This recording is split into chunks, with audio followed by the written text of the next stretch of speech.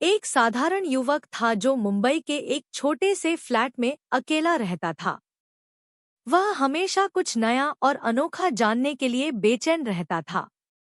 एक दिन जब वह पुरानी किताबों की एक दुकान में गया, तो उसकी नज़र एक धूल भरी, काली जिल्द वाली किताब पर पड़ी। किताब का नाम था अधूरी यात्रा और उस पर किसी लेखक का नाम नहीं लिखा था। रवि को किताब में कुछ अजीब महसूस हुआ। जैसे ही उसने किताब खोली, पहला पन्ना खाली था, लेकिन दूसरे पन्ने पर लिखा था, जो पढ़ रहा है वह अब इस रहस्य का हिस्सा बन चुका है। अगर हिम्मत है तो आगे बढ़ो। रवि का रोमांच बढ़ गया और उसने किताब के अगले पन्ने पलटे। किताब की कहानी एक पुराने महल के बारे में थी जो शहर से दूर घने जंगलों में स्थित था। उस महल में कहा जाता था कि एक खजाना छिपा है, जिसे आज तक कोई ढूंढ नहीं पाया। लेकिन महल में जाने वालों के बारे में कई अजीबोगरीब कहानियां थीं। जो कोई भी वहां जाता था, वह कभी लौटकर नहीं आता। रवि का रोमांच चरम पर था। कहानी में हर अगले पन्ने पर रहस्य गहराता जा रहा था।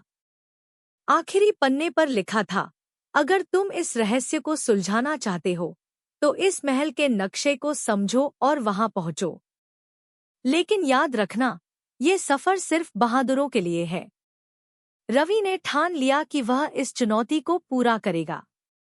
अगले ही दिन वह जंगल की ओर निकल पड़ा। किताब में दिए नक्शे के अनुसार कई कठिनाइयों को पार करता हुआ वह अंततः महल के पास पहुंच गया। महल बहुत ही भव्य और डरावना था, जैसे उसमें अब भी किसी की आत्मा बसी हो। जैसे ही वह महल में दाखिल हुआ, उसे वहां का सन्नाटा भयानक लगा। हर कदम के साथ उसकी धड़कन तेज हो रही थी।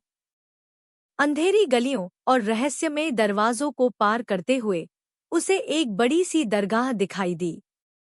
वहां एक ताबूत रखा था, जिसके ऊपर उसी किताब का एक और पन्ना रखा था।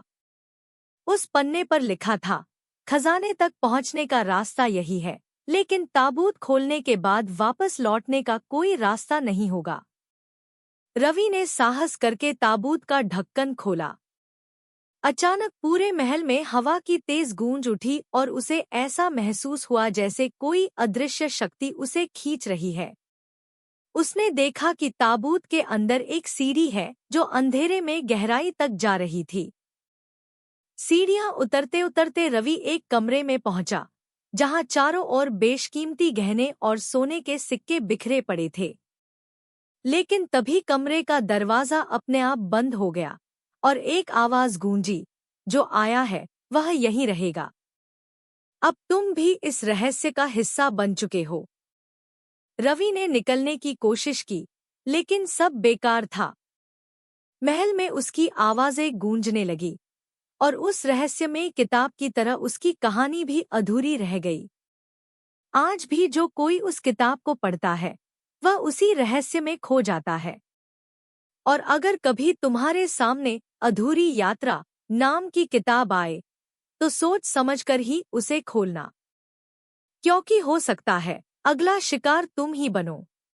अगर आपको हमारा वीडियो पसंद आया हो तो प्लीज चैनल को सब्सक्राइब करें, लाइक और कमेंट जरूर करें। हम आपके लिए हर रोज नए और दिलचस्प वीडियो लाते रहेंगे।